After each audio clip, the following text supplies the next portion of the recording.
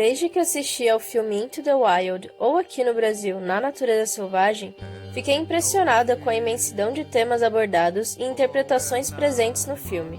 Ele não é extraordinário só pela sua ideia principal, pela mensagem da qual ele deseja passar, mas sim pelo quanto ele permite ser interpretado. O quanto a grandeza da fotografia e das situações apresentadas permitem a uma mente interpretar o que ela vê, ouve e sente. Os filmes que instigam você a pensar, a analisar suas próprias experiências. Lançado em 2008 com direção de Sean Penn e com uma trilha sonora exclusiva de Ed Vedder, vocalista do Pearl Jam, o longa é inspirado no livro do jornalista Jon Krakauer sobre a história real de um jovem chamado Christopher McCandless, que é interpretado por Emile Hirsch. E um dos principais temas retratados é a respeito da batalha do ser humano em seguir sua vida com seus próprios passos. Atentando sua história, Christopher era um jovem de 22 anos que havia acabado de se formar na Universidade de Atlanta em 1990. Pertencia a uma família rica que se encaixava à superficialidade da sociedade americana. Mas ele agia diferente da maioria das pessoas. Estava cansado de ser pressionado a seguir as clássicas carreiras prestigiosas e lucrativas. Aquele materialismo vazio e limitante de sua capacidade de viver a vida o deixava insatisfeito com tudo ao seu redor, com a família em que nasceu e seu estilo de vida que girava em torno da riqueza. Tendo em vista todos esses problemas estruturais e mais os que enfrentara durante a infância e a juventude, percebia que todos nasciam e morriam sem saber se realmente viveram. Ele não via sentido em seguir uma perspectiva já explorada, um sistema e métodos de vida já alcançados pela sociedade. Queria encontrar o sentido da vida ou dar sentido a ela. Mais ou menos o que é observado em outros filmes, como Sociedade dos Poetas Mortos, no qual um grupo de estudantes explora o conceito de Carpe Diem, que, traduzindo, seria aproveitar o dia. Viver o que vale a pena da vida, o valor do momento presente, ser o autor de sua própria vida e do mundo. Em vez disso, nos submetemos a viver em função dos nossos fatos sociais, ou seja, do meio, da condição em que nascemos. Porém, Christopher entendera que os fatos sociais não existem como um fator limitante. Ele procurou ir além de seu nascimento, ele queria criar seu próprio meio, apreender tudo o que tinha direito, seu ser interior e a natureza. A partir dessa concepção, decide se libertar da sociedade vazia na qual convivia todos os dias, mudando até seu nome para Alexander Supertramp. E à procura da liberdade absoluta, toma uma decisão que mudaria tudo: partir numa jornada para o Alasca. Esta decisão de distanciamento do mundo em que vivia, dos problemas que enfrentava e dos quais considerava desnecessários, parte de um ponto de vista diferente dos já trabalhados na maioria dos filmes. Enquanto outros filmes falam sobre a tristeza em estar sozinho, a solidão, Christopher vê este isolamento como um escape para ser quem ele quiser ser, sem os olhos que condenam de ninguém. Para ele, é uma oportunidade de seguir o que ele quiser, sem imposições. Ele quer viver a vida pelo que ela é. Então, ao invés da solidão, que é a tristeza em estar sozinho, Christopher apresenta a solitude, o prazer em estar sozinho. Ele se deleita sobre o contato com a natureza, aproveitando cada momento. Sua ambição era voltar ao estado mais primitivo do homem, se tornando parte da natureza, se desprender por completo do materialismo e apenas sobreviver. Ele queria a essência da vida, o viver por viver. Acredita que, voltando ao seu mais íntimo, a sua primeira condição de existência, conseguiria compreender o sentido dela, um aspecto que mostra sem falta na sociedade em que vivemos. E o filme deixa isso bem claro, mostrando o contraste entre a personalidade de Christopher e a das pessoas próximas a ele. Porém, enquanto Christopher quer se distanciar de tudo que o prende de não aproveitar a vida e a ele mesmo, os outros personagens dos quais ele não gosta, como sua família, se sentem sozinhos e muito afetados com sua partida. Sua família não soube ouvi-lo e apoiá-lo, colocando-o em situações difíceis de enfrentar. E ele, cansado de tudo, também os rejeitou e lhes proporcionou este sentimento de vazio. À medida que Christopher parte em sua viagem em direção ao Alasca, encontra inesperadamente várias pessoas pelo caminho, com as quais passa dias junto e constrói relações positivas, como as com o casal Rainey e Jen Burrs. No entanto, o personagem acaba por abandoná-los, pois sempre tem em mente o objetivo de chegar ao Alasca. O que evidencia a contraposição entre a solitude de Christopher e a solidão vivida por estes outros personagens da trama, seja ou pela partida de Christopher ou por experiências já vividas. Uma coisa que o longa mostra neste contato que Christopher estabelece com as pessoas que encontra pelo caminho é uma sinceridade vinda dos dois lados da conversa. Quando Christopher mostra-se firme com sua fé e seus objetivos, autossuficiente de sua credibilidade a respeito deles, ele apresenta aos outros uma natureza, um estilo de vida desconhecido por eles, não dando espaço para julgamentos. Os preconceitos são extintos à medida que Christopher também tenta compreender e respeitar a pessoa com quem se relaciona. O que nasce dessa troca mútua de compreensão é uma relação verdadeira, e com esta troca, esta natureza singular que não se encontra facilmente na futilidade dos dias de hoje, mas traz conforto por ser genuína e respeitosa para com os outros, ele se faz ouvir, ajudando, por exemplo, na reconciliação do casal Rainey e Jen, ou também na redução da monotonia da vida do velho Ron Friends. Mesmo que os personagens viessem a sentir falta de Christopher quando este ia embora, sua aparição fora tão singela e de uma natureza tão peculiar e possivelmente apreciada por outras pessoas, que o sentimento que ficaria com elas por conta da ausência de Chris seria, mais que tudo, a saudade, e não a falta.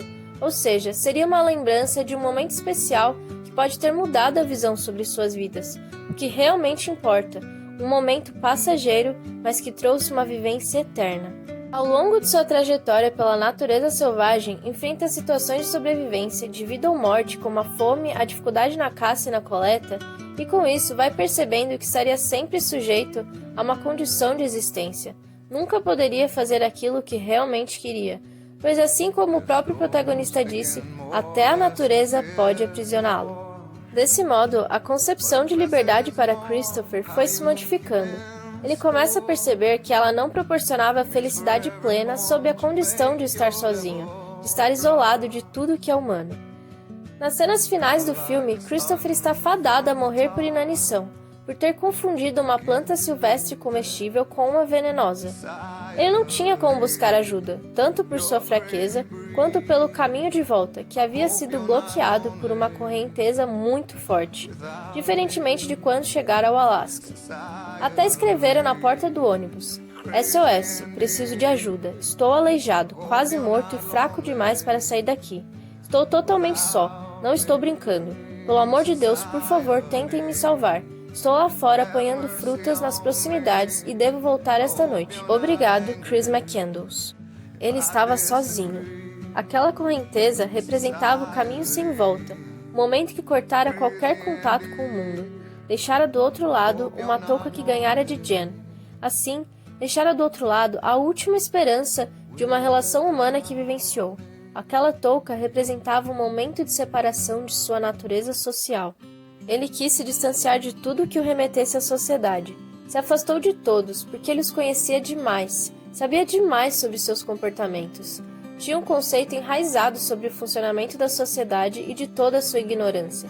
Ele se sentia deslocado, não havia espaço para ele ali. Mas nos seus minutos finais, que se deparou com o desespero, o medo por não haver saída diante da morte inevitável, percebe que não adiantaria se afastar de todo mundo que o magoou, que o fez sofrer, porque ele não poderia viver sozinho. Estava preso àquele destino, e é dessa maneira que ele se dá conta e escreve a máxima do filme: a felicidade só é verdadeira quando compartilhada. Embora tenha refutado profundamente durante toda a sua trajetória que a felicidade podia estar nas relações humanas, no seu leito de morte, nos últimos momentos que pôde se maravilhar com a vida, que viu onde estava o seu encanto.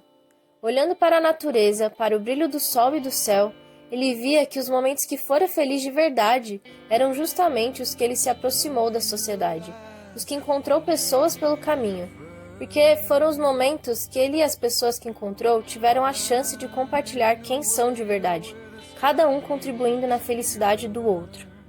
Até então, ele buscara renunciar a tudo, fugir para o Alasca selvagem com a finalidade de conhecer o sentido de sua existência, sua verdadeira identidade. E ao chegar ali, notou que ele nasceu para desconhecer a si mesmo, isto é, o motivo de sua vida era que ele mesmo contradissesse suas crenças mais profundas sobre quem ele era para chegar àquela conclusão. Por exemplo, Ele pensava que só poderia ser feliz sob a condição de uma independência total. Mas quando se viu independente de tudo, sozinho de verdade, onde ele não conseguiria mesmo ter contato com alguém, foi que ele experimentou pela primeira vez a solidão. Durante toda a sua vida, ele experimentou a solitude, amava estar sozinho. Mas quando ele realmente soube que estava isolado de tudo, ele quis estar com alguém. Ele pediu por socorro. Iria morrer por estar sozinho sem nenhuma ajuda. Se ele adorava estar sozinho, é porque ele experimentou a graça de poder escolher. Ele podia escolher entre estar sozinho ou com alguém. Ele sabia que se ele quisesse voltar e ficar com as pessoas, ele podia. Por isso que ele gostava de estar sozinho, porque ele se deleitava sob seu poder de escolha. Mas quando ele esteve controlado por sua solitude e não tinha outra opção além de estar sozinho, que ele viu o outro lado dela, a própria solidão. Dentro da solitude há solidão. E por isso que a liberdade que ele procurava não era em estar sozinho, mas sim em poder escolher quando ele queria estar.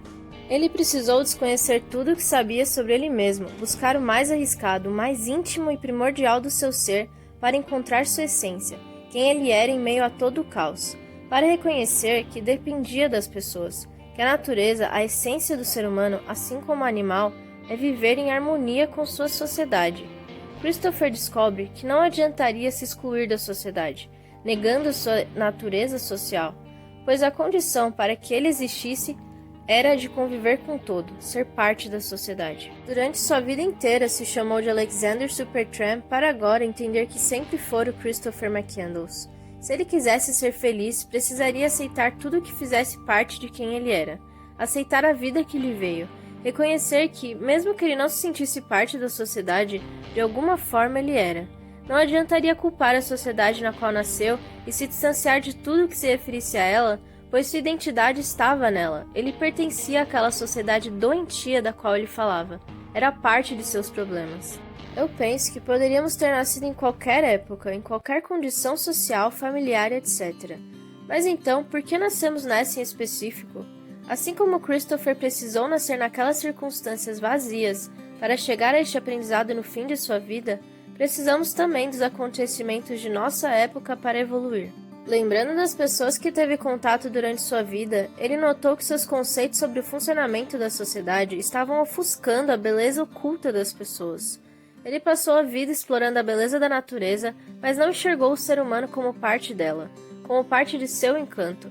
Isso porque, por pensar que conhecia demais, conhecia de menos. Christopher representa a necessidade do ser humano de voltar atrás ao seu princípio para apreciar e se impressionar com o que for mais simples e com o que pareça mais insignificante, inclusive com aquilo que ele não via encanto, as relações humanas.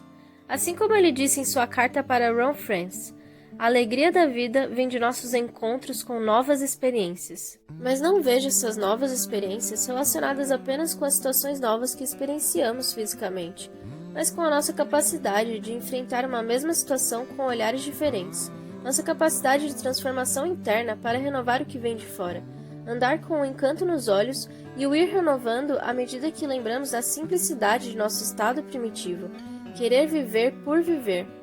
Para isso, temos de aprender a desconhecer as coisas, se distanciando de nossos preconceitos para aprender a chamá-las pelo seu verdadeiro nome. Christopher enxergava a felicidade como uma conexão que estabelecemos com nós mesmos, a harmonia interna que devemos ter. Ponto que eu concordo e considero essencial na evolução psicológica do ser humano. Porém, Christopher não enxergava que a liberdade também pode existir quando não estamos sozinhos. Pensamento que provavelmente mudou após ele sentir que mesmo depois de tanta busca pela liberdade, ele ainda estava infeliz, pois ao alcançá-la como ele a concebia, se viu sozinho, sem a alegria de antes. Partindo disso, acredito que a liberdade que o personagem buscava de fato era um equilíbrio entre ser quem ele é e estar em sociedade. Se Christopher só fora livre nos momentos em que ele pôde expressar para as pessoas quem ele era, sem medo de julgamentos, é porque a ideia de estar sozinho não é a de estar isolado de pessoas, mas de conseguir, ao redor delas, estar em harmonia consigo mesmo, preservando suas crenças individuais sem a interferência de coisas externas. Desse modo, penso que a principal frase do filme poderia também assumir esta forma: a liberdade só é verdadeira quando compartilhada. Mostrando que essas três coisas, ser livre, ser quem você é e ser feliz, são uma coisa só, e só são reais quando estão alinhadas. Nós somos como Christopher McCandless, viajantes da vida que pensam que se conhecem, mas que de uma hora para outra se desconhecem, ficando perdidos quantas vezes forem necessárias até sabermos nos chamar pelo verdadeiro nome.